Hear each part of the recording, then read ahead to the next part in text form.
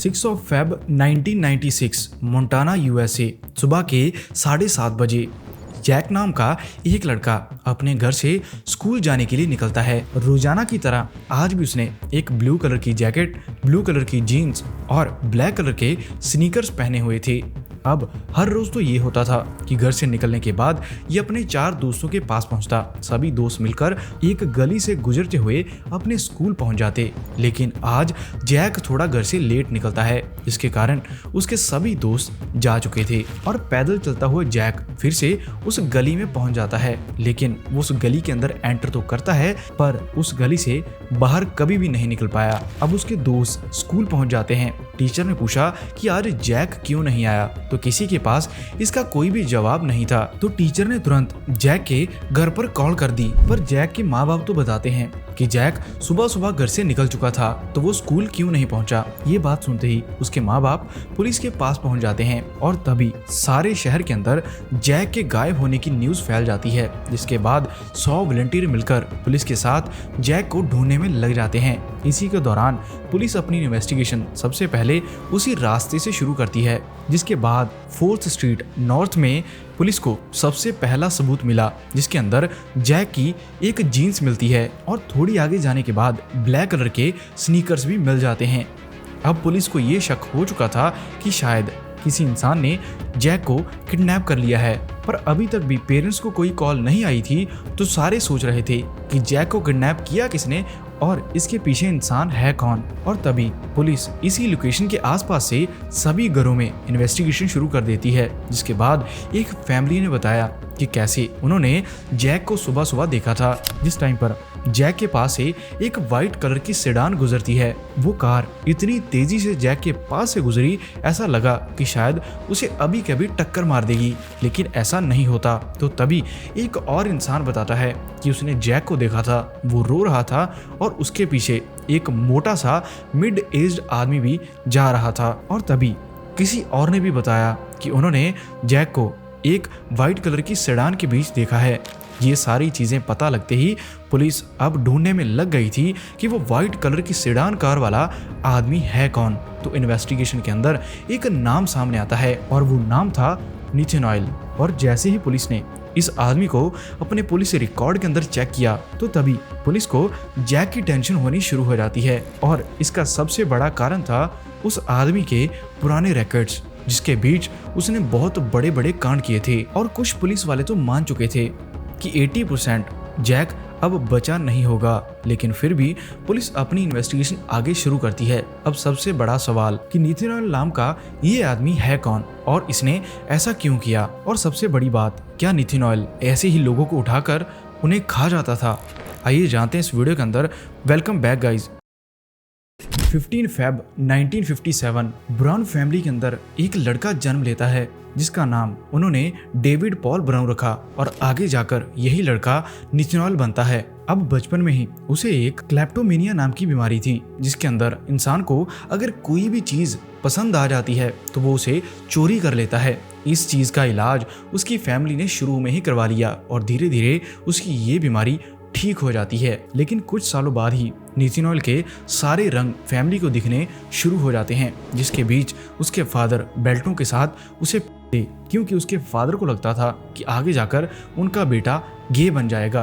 अब आप सोच सकते हैं कि किस तरह के बिहेवियर स्टार्टिंग में निथिन करता होगा। अब ये मार खाने के बाद अपने नेल्स के साथ निथिन अपने फेस को खरोचता और अपनी स्किन को खा जाता। और जब स्कूल जाने के बाद भी वो सारी चीजें अपने क्लासरूम में बैठकर करता रहा, तो आगे से स्कूल वाले उसके पेरेंट्स को बुलाते और इन सारी चीजों के बारे में बताते। तो ये सब सुनने के बाद उसकी फैमिली भी शॉक हो जाती कि उनका बेटा ऐसे कैसे कैसे काम कर रहा है। और सारी हदें तो तब पार हो जाती हैं जब 1964 के अंदर ही निथिन एक लड़की को बोलता है कि उसके पास एक वीजा बोर्ड है, जिसके साथ वो भूत बुला सकता है।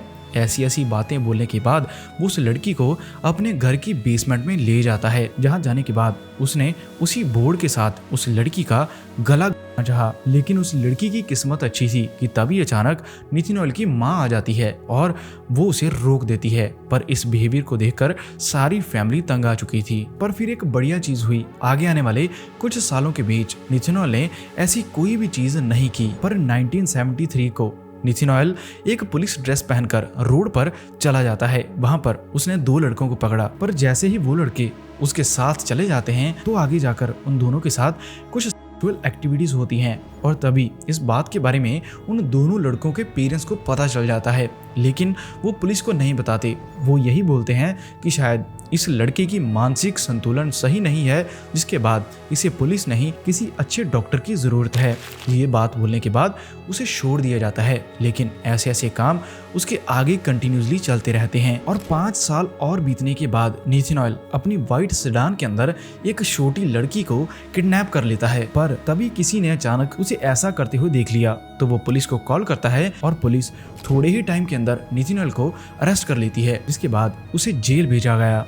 जेल के अंदर उसने अच्छा बिहेवियर दिखाया और थोड़े साल जेल में रहने के बाद 1991 को उसे जेल से रिहा कर दिया गया। लेकिन यहीं पर कोर्ट और पुलिस की सबसे बड़ी गलती होने वाली थी, क्योंकि जो भी उसने आगे किया वो आपके कान सुन नहीं पाएंगे और मुझे ये सब आपको बताने में भी बहुत दिक्कत आने वाली है, क्योंकि इन सब चीज़ों के बीच बहुत ज़्यादा दर्द और उन बच्चों की आवाज़ें भी हैं जिनके साथ ऐसी भयानक चीज़ें निथिनॉयल ने की। पर इन सारी चीज़ों के बारे में 1996 को पता चलता है, जिस टाइम पर निथिनॉयल ने जैक नाम के लड़के को किडनैप कर लिया था।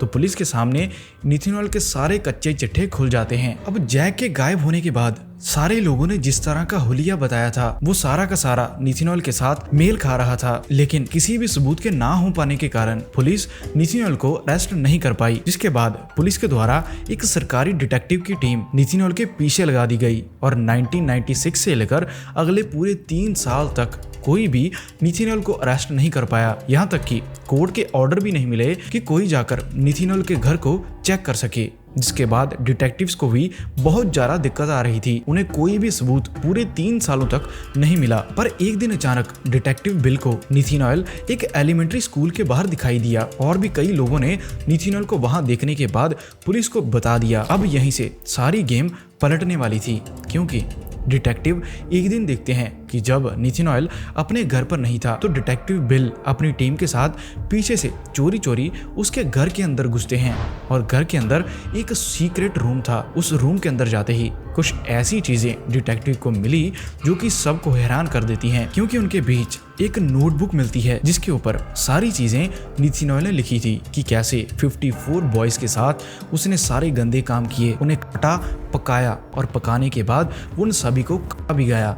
इसी के साथ एक और कॉपी मिली जिसके अंदर उसने रेसिपी लिखी थी कि कैसे एक इंसानी शरीर को पका सकते हैं। ये सब देखते ही सारी डिटेक्टिव्स की टीम हिल जाती है। इसी के साथ एक अनडेवलप्ड फिल्म भी मिली जिसके अंदर बहुत सारी फोटोज थी, वो भी उन सभी लड़कों की जिसके साथ निथिनॉयल ने ये सारे काम किए और सभी की सभी फोटोज बिना किसी क्लॉथ के थी। अब ये सब सबूत मिलने के बाद डिटेक्टिव्स को पता चला कि उसके रूम के अंदर एक और आदमी भी रहता है। तो थोड़े दिनों के अंदर उस आदमी को भी अरेस्ट किया गया। तो उसने सारी चीजें बताई कि कैसे उससे बातें करते हुए निथिनॉयल ये चीज मान चुका है कि जो भी जैक के साथ हुआ उसके बाद जैक कभी भी वापस नहीं आएगा। पर उस रूममेट ने ये भी बता दिया कि उसे कुछ भी नहीं पता कि आखिरकार निथिनॉयल करता क्या है। पर जो भी सबूत मिले थे उनके आधार पर पुलिस अब भी निथिनॉयल को ढूंढ रही थी। जिसके बाद 5 जुलाई 2000 को निथिनॉयल पुलिस के धक्के चढ़ जाता है। कोर्ट में जाने के बाद सारी चीजें और सारे सबूत